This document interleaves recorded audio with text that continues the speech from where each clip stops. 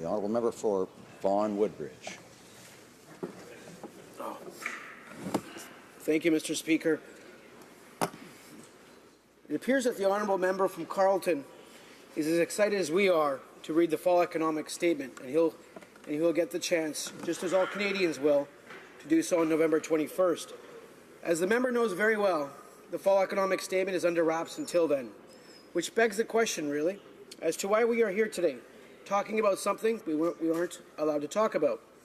But, Mr. Speaker, I welcome all opportunities to remind this House, all Canadians, and the residents of Vaughan Woodbridge of the work we are doing, because we are very proud of it.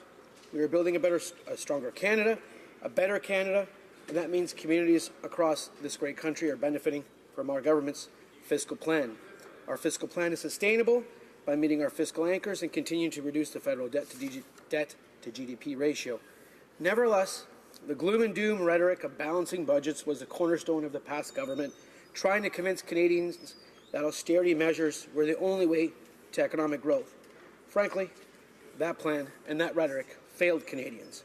It simply is not so. In fact, the work our government is doing is attracting praise from around the world. An Ipsos Murrow poll of 18,000 residents from 25 countries released in July of last year found that Canada is seen as the most positive influence globally. The IMF has hailed Canada as an economic model for the world, with IMF's Managing Director Christine Lagarde saying that the world needs more Canada. Last year, an AT Carney study came out saying Canada was the second most attractive place to invest in this beautiful world that we live in. That's because a strong economy is about people and inclusive growth, where economic growth and prosperity is shared by all people in our country, all Canadians. From the beginning, this government has put people at the heart of its economic plan, or its plan for economic growth. And in fact, this week, as many of us were out in our constituencies, I had the chance to sit down with one of the leading CEOs of an auto parts company in Canada, Martin Ria, the third largest auto part company in Canada, employing 511 folks at a wonderful facility in my riding. And the CEO commented about how great our economic plan was working, gave us praise on the recent end of negotiations on the new USMCA. And it's those type of conversations that we hear about from folks, about business leaders across this country, about where our economy is going, and how we are growing the economy, how we strengthen the middle class, and ensuring all Canadians have the skills to succeed. Nous sommes arrivés avec la ferme intention d'aider les Canadiens qui travaillent fort à récolter davantage les bénéfices découlant d'économies fortes et pleines croissance, et c'est exactement ce que nous avons fait.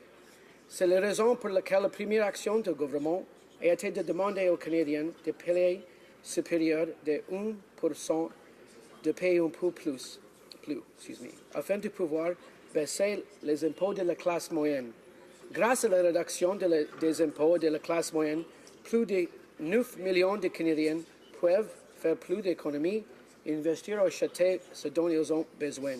En outre, pour aider les parents à élever leurs enfants, le gouvernement a créé l'allocation canadienne pour enfants, ou ACU, une allocation plus généreuse, non imposable, qui vise les familles ayant le plus besoin. Grâce à la hausse, 9 familles canadiennes sur 10 touchent une allocation plus importante que dans le cadre du système précédent, the system that the Conservatives had in place, which was not fair, and sent checks to millionaires instead of helping those families who really needed it most. Monsieur le Président, cette allocation a permis de faire sortir la pauvreté des septièmes de milliers d'enfants. Grâce à la baisse des impôts et des mesures comme le ACU, une famille typique de 4 personnes de la classe moyenne dispose de seulement d'environ 2 000 $ supplémentaires par an pour élever ses enfants, épargner pour l'avenir et contribuer à la croissance de l'économie et profite de tous. Cet argent change la vie de ces familles et les aide. Par exemple, à nourrir sainement leurs enfants ou leur acheter des bouts d'hiver neufs.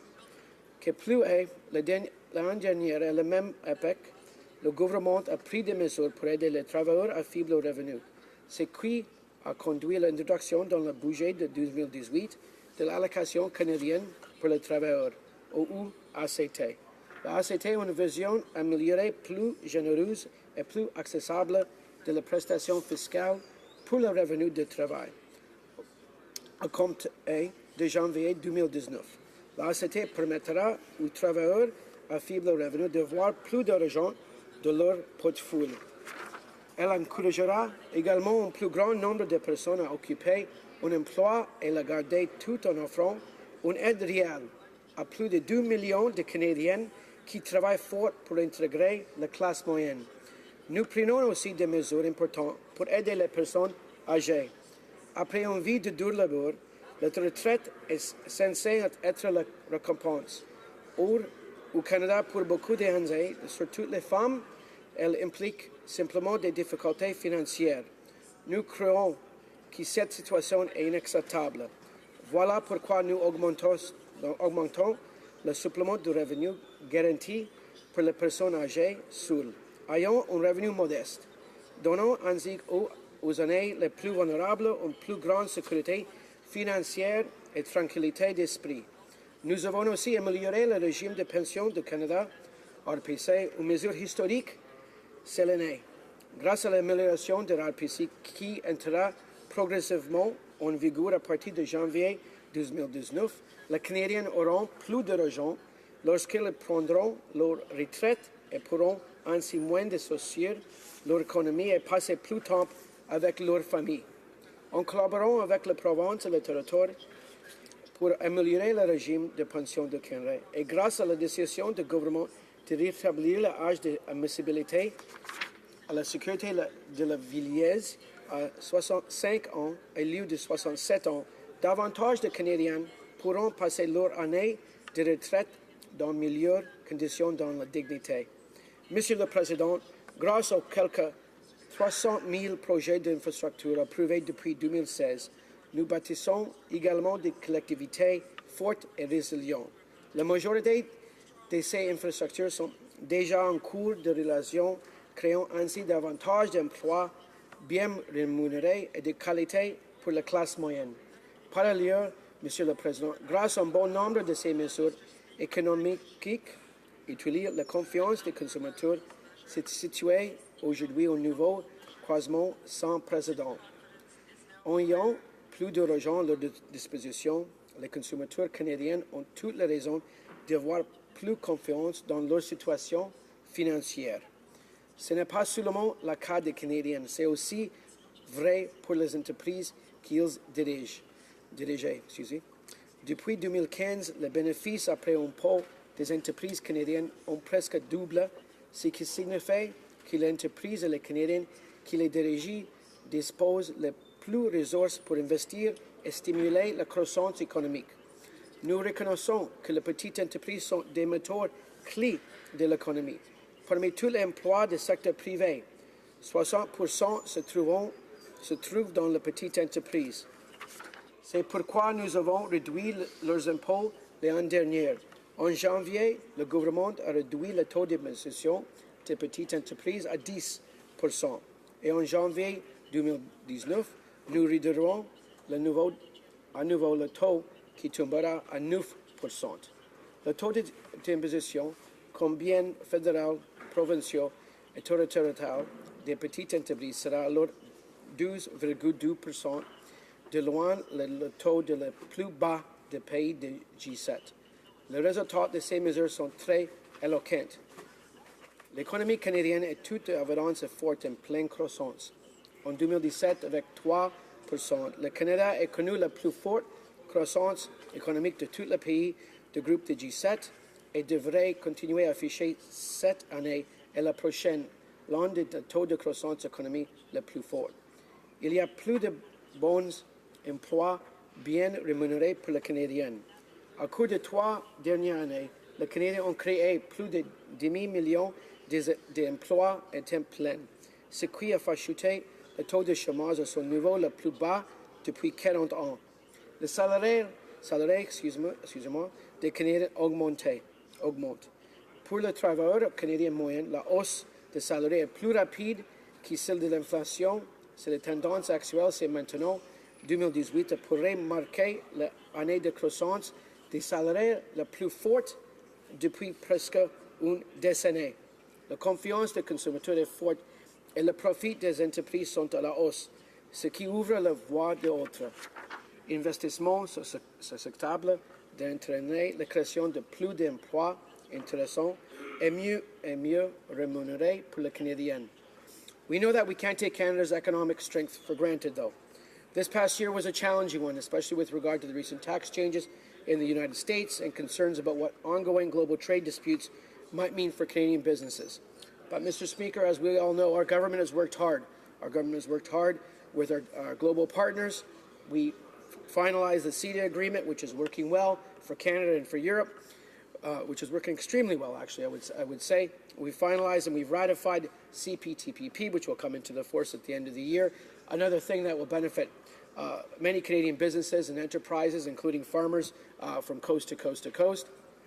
And, Mr. Speaker, unlike some folks, we actually came to a good agreement with the United States on a new revised free trade agreement between ourselves, the United States, and Mexico. The new USMCA provides certainty to businesses across this country. And as I sat down with the President and CEO, Martin Ria Raul Wildeboer, this week in my riding of Vaughan Woodbridge, his comments only reaffirmed our actions as the right actions and the right agreement to coming to USMCA. I also sat down with Unico, one of the largest agri-food processors in this country. And again, the verbiage I received back and the feedback I received back from their owners and their management was that our government's economic path is on the right one. It was great to hear that these businesses continue to invest here in Canada and in my riding of Vaughan Woodbridge. Last summer, the government heard from a number of business owners and business leaders that there was a strong interest in making investments, the kind that can position businesses for long-term growth and create good, well-paying jobs for Canadian workers. We heard from many businesses who expressed relief when we announced our new trade deal with the United States and Mexico, because securing that deal really does help when it comes to being able to confidently invest for the future. Mr. Speaker, we've removed uncertainty, and we know for businesses, removing uncertainty is the key for their success. La coopération entre le Canada et les États-Unis n'est rien de nouveau. Nous avons une relation de longue date qui est fructueuse. C'est une relation que le monde entier nous envie vraiment. Le lien qui existe entre nos peuples, nos gouvernements et nos économies produisent des résultats positifs pour les deux pays depuis plus de 105 ans. Et nous savons que c'est un travaillons ensemble. Nous assurons que toutes les régions du pays sont réellement ouvertes aux affaires, que nous pouvons continuer à offrir le vrai résultat aux gens au cours des prochaines années. L'accord que nous avons récemment conclu avec les États-Unis et le Mexique réaffirme l'importance de notre relation commerciale avec nos voisins de l'Amérique du Nord. We welcome this new modernized trade agreement because we know it will help support good, well-paying, middle-class jobs across this country. We know, as we've heard repeatedly in this House, and as I hear from Canadians and residents of my riding in Vaughan Woodbridge, frankly, Mr. Speaker, people are working in this country. People are working, they're working hard, but jobs are there. The CFIB and others have estimated there's over 500,000 job vacancies in this country. And, Mr. Speaker, it goes to show that our government's record on this economy is a good record. It is a record that we can be proud of, and it is a record that we will continue to ensure, very simply, that all Canadians understand that they have a government that's on their side and they have a future for their families and themselves to be proud of and to be confident in. We'll welcome this new modernized trade agreement because we know it will help support good, well-paying middle-class jobs right across this country, Mr. Speaker. I wanted to say that again just to reaffirm our commitment to good middle-class jobs across this country. At the same time, we know that we need to do more to protect and maintain Canada's competitive advantage. One area this has been made clear is in relation to gender equality. Canadian women are among the most best educated in the world, yet they are less likely to participate in the labour market than men and more likely to work in part-time work. This underrepresentation continues in positions of leadership, and businesses in Canada are overwhelmingly owned by men. It reflects a number of factors, including the fact that Canadian women oftentimes have greater demands of unpaid work, preventing them from pursuing opportunities to reach their full potential. Our economy is not working to capacity when women who wish to participate cannot do so. I will say, Mr. Speaker, labour force participation rate for women in Canada is now at its highest level, and it's been climbing incrementally, But under our government and successive actions that we've undertaken, we've seen a real boost and real encouragement for women to enter the labour force, and we can be frankly proud of that, Mr. Speaker, because we know Canada does not succeed until all Canadians succeed, and that includes on the basis of gender equality. I'm proud to say that I have two daughters at home. They're two precocious young girls, and I know that the things we're doing today will benefit them for the years to come and for their future. And frankly, I'm proud to be a part of a government that's putting gender equality and issues of the such and issues of the like, to the forefront. And the evidence is clear. RBC Economics estimates that adding more women to their workforce could boost Canada's GDP by as much as 4%. Our economy is strengthened when women and girls have opportunities to contribute to and benefit equally from economic growth. The time is now to ensure that all Canadians, in particular women, are provided with an opportunity to succeed and lead. That's why our latest budget legislation is taking several actions to move Canada towards gender equity. This legislation provides help for new parents to care for their children during those critical early months through the new employment insurance parental sharing benefit, which provides an extra 5 weeks of benefits, which will encourage a more equal sharing of child care responsibilities within the home and allow for more flexibility, especially for mothers, to go back to work earlier if that is their choice, feeling real assured that their family has the support they need. Mr. Speaker, we are also taking steps to address the gender gap in federally regulated workplaces by requiring equal pay of equal value. And frankly, Mr. Speaker, again, this is just common sense. This is very simple. People should be paid for equal pay for equal work, if that's a term we wish to use, and we're on the right trajectory on that path. We know currently that men earn about $1 and women earn about 88.5 cents for every dollar men earn when equal pay or when we're looking at a job that encompasses the same duties. We need to close that gap, Mr. Speaker, and we will. Through this legislation that's contained in the BIA Act that we're currently looking at Finance Committee, we will do so. Mr. Speaker, about 1.2 million individuals, employed Canadians, will fall under the scope of this legislation. But let me conclude, Mr. Speaker, that we here in the House, we debate many things related to the issues impacting our citizens. Most importantly, Mr. Speaker, we need to ensure that we are adopting policies and caring about the issues that our residents care of. And I know back in my riding of Vaughan Woodbridge, it's a very entrepreneurial riding. People are very successful, employing thousands and literally tens of thousands of Canadians, tens of thousands of people across actually North America. And I know the issues that are important to them are the economy. And our government, in my humble opinion, as someone who worked in global financial services for 20 years, is doing the right things on the economy. We are investing in Canadians. We are investing in Canada. We are making sure that Canadians have the skill set that they need to succeed in today's world and tomorrow's world. And we're ensuring that our kids take advantage of STEM, ensuring that our kids have the literacy skills, ensuring that they have the financial literacy skills to succeed. We maintain that a strong economy is a result of a strong middle class, and our politics and our results reflect that. Over the past 3 years, the government has invested in Canadians and the things that matter most to Canadians. These investments reflect the choice to reject austerity policies of the past and instead invest wisely in strengthening the middle class, growing the economy, and yes, Mr. Speaker, helping those that wish to join the middle class. And that's what we have done. The investments our government is making are balanced by sound fiscal management. If you look at the fiscal reference tables, the OECD reports, you'll know that Canada's fiscal position is really in the top tier and continues to be such and will continue to improve. Anchored by a commitment to a low and consistently declining net debt to GDP ratio, that is the lowest in the G7. Some of the measures we have introduced since coming to office has been nothing less than life-changing for hundreds of thousands of Canadian families. We will have more to come, Mr. Speaker, in the fall economic update on Wednesday. Thank you very much. I have a minute left. I will say this, Mr. Speaker. As we come back from our break week and as I chatted with a number of business leaders in my riding of Vaughan Woodbridge last week, including ones that oversee a $4 or $5 billion company, we are on the right path. Our government has taken a number of actions to help grow the economy, but more so, we are allowing businesses to invest with confidence in the economy today and for the future. We are lowering the small business tax rate. We are doing a number of things to support businesses in my riding of Vaughan Woodbridge and across this beautiful country that we call home.